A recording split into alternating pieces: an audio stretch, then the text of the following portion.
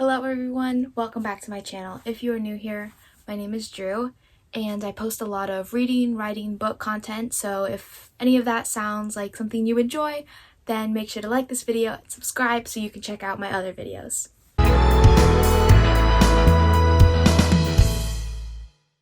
Okay, so in today's video I am going to show you 7 books that I found in my bookshelves around my room that I think will get you out of a reading slump. They might not all work, but hopefully there's one in there that you might try that totally gets you out of your reading slump or just your not motivation to read. So yeah, let's get started. So the first book is called Adrift. I have talked about this book in my summer TBR video a couple weeks ago, and I recently read it again.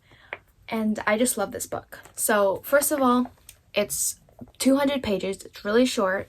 So if you don't really want to commit to a long book, or those 400, 300 page books are just not looking doable right now, you can pick up this book, 200 pages. That's the first thing. This next thing is that it's really interesting, I feel like.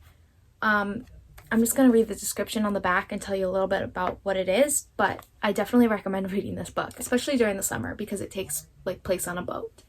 So it says 5 teenagers, 1 boat, who will come back alive. Matt and his best friend John only came out to Montauk for the summer to make a little extra cash and then head back home. A seemingly basic plan for 2 guys from Queens, and then Matt meets Driana. Because it's always about a girl, right? The girl leads to a party, the party leads to a boat, which leads to being adrift at sea with 3 rich kids who have no clue how to navigate a boat, let alone actually survive. Matt and John are used to creating stability in unstable situations, but Matt's busy falling in love at the worst possible time, and John can rub people the wrong way when he's focused on survival. Driana is trying to keep the peace, but her friend Jojo and Steph aren't making it easy. The longer they are out there, the lower everyone's reserves of mental and emotional strength, which is a problem since the biggest mistakes can happen when people are tired, hungry, and have no hope. How far will each of them go to survive? And what happens when old tensions and past ghosts rise to the surface? So, if that wasn't intriguing enough, I definitely suggest you check out this book. It is all about surviving on a boat, and yeah, there's some crazy stuff that happens. Adrift is by Paul Griffin. Okay, the next book is called Don't Even Think About It by Sarah Mlynowski. I'm not sure how to pronounce that, but here's the book. It's super good. I've read it a total of 3 times or maybe even more, but not actually in a couple years, so I kind of want to get back to it. It has 300 pages, but not anything above 312. So it is fairly short. The writing is also really easy to kind of just read through. This is the text, so it's kind of big, full text. So it's definitely really easy to just quickly read in 1 or 2 sittings. And it is about secrets, scandals, and ESP. So I'm gonna read the description of this back on the book, and then I'm gonna kind of tell you a little bit about it because it's really interesting. We know what you're thinking. We weren't always like this. We used to be average New York City high school sophomores until our homeroom went for flu shots. Suddenly, we could hear what everyone was thinking. Our friends, our parents, our crushes. Since we've kept our freakish skill a secret, we can sit next to the class brainiac and ace our tests. We can dump our boyfriends right before they dump us. We know what our friends really think of our jeans, our breath, our new bangs. We always know what's coming. Some of us will thrive. Some of us will crack. None of us will ever be the same. So stop obsessing about your ex. We're always listening. So, it is about a group of kids in this homeroom who went and got flu shots one day at school. And there was I guess something in the shot, and I think there was another component to it which made them be able to hear everybody's thoughts. And it's not they can read it above their head or whatever. They can hear it as if they were people were talking out loud. And this was actually really interesting to read. It's really funny and crazy to hear other people's thoughts like in the book. I think they have it like that, like don't read it, but like they have like the italics. And yeah, it's really easy to read. It's really funny. It is told from like, I think different people's point of view, like of all the kids who got it, but then it's also in the beginning, it starts with like we, and they talk like as a whole, so it's like we never knew this would happen or whatever. But yeah, I definitely recommend this book. Okay, the next book I'm sure many of you already know about and have probably already read, but if you haven't, then this is a great book. If you haven't been into reading like thrillers and mysteries recently, it is called A Good Girl's Guide to Murder by Holly Jackson. So if you haven't read this and don't know anything about it, it is the first of a trilogy of books. And I actually have them all. So there's these 2 other books in the series. But this is the first book. And it is not too long. It's about like 350 pages. So it's like average. But it is about Pip, who is for a school project researching an old like murder that happened in her town a few years back, and she's like bringing up new evidence that possibly the boyfriend of the girl who was convicted is maybe not guilty, maybe he is, maybe he isn't, but she is finding new evidence, and it is really interesting. It's really great whole series. I've read all of them and I love them. The books just get better from here. This one is really good, then the next one is even better, and the last one is even better. So it's also good and fast to read because it has a lot of these things like texts and like podcast entries, because she also has like a podcast and her project, and you can just kind of see like her work on her computer or whatever. So it's really interesting. So I'm gonna read the back really quickly. This is a story of an investigation turned obsession. Pretty and popular high school senior Andy Bell was murdered by her boyfriend, Sal Singh, who then killed himself. It was all anyone could talk about, and 5 years later, Pip sees how the tragedy still haunts her town. Now a senior herself, Pip decides to re-examine the closed case for her final project, at first just to cast doubt on the original investigation. But soon she discovers a trail of dark secrets that might actually prove Sal innocent, and the line between past and present begins to blur. Someone in Fairview doesn't want Pip digging around for answers, and now her life might be in danger. So, you should go check this out right now. Okay, the next book is The Housemaid by Frieda McFadden. I love this book. And the reason why I'm recommending you this is because her writing is really easy to read. It is 320 pages, but you will just zoom through this. I probably read this in like 2 sittings. I've read some of her other thrillers, and they're all just like drama, crazy plot twist filled. So it's really exciting. Short chapters. Crazy things happen like in every page, it seems like. But this one is really good, and I will read the back. Welcome to the family, Nina Winchester says as I shake her elegant manicured hand. I smile politely, gazing around the marble hallway. Working here is my last chance to start fresh. I can pretend to be whoever I like, but I'll soon learn that the Winchester secrets are far more dangerous than my own. So that's a quote from the book, and then here's the description. Every day I clean the Winchesters' beautiful house, top to bottom. I pick up their daughter from school, and I cook a delicious meal for the whole family before heading up to eat alone in my tiny room on the top floor.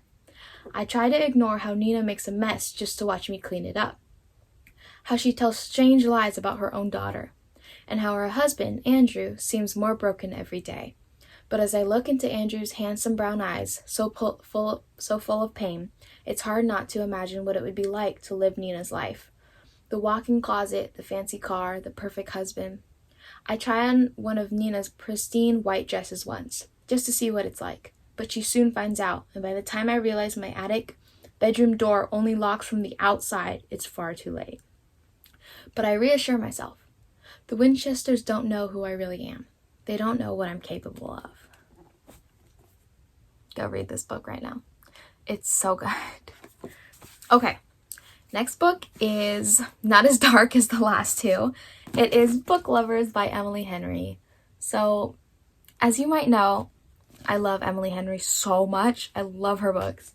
I have the 3 other of her books right here. This was actually the first Emily Henry book that I've read, and it was so good. And the reason why I'm recommending it to get you out of a reading slump is because I read it first as like a digital book on my phone, and I do not like reading books on my phone. If I can like listen to them in audiobook, but if I do start a ebook on my phone, I never finish it, and then I eventually listen to the audiobook or get the actual physical book to finish it.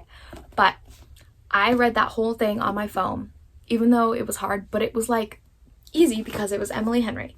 So that's why, even if you can't read physical books or audiobooks or on your phone or whatever it may be, I was still able to read it because it's so good. I couldn't stop turning the page. So yes, it will get you out of a reading slump. It is a lot. It is close to 350. Yeah, it's like a slow burn romance. I'm sure a lot of you have read it, but if you haven't, then I'll read the back. One summer, 2 rivals. A plot twist they didn't see coming. Nora Stevens' life is books. It's already perfect already. She's read them all, and she's not that type of heroine. Not the plucky one, not the laid-back dream girl, and especially not the sweetheart. In fact, the only people Nora is a heroine for are her clients, for whom she lands enormous deals as a cutthroat literary agent, and her beloved little sister Libby. Which is why she agrees to go to Sunshine Falls, North Carolina, for the month of August, when Libby begs her for a sister's trip away.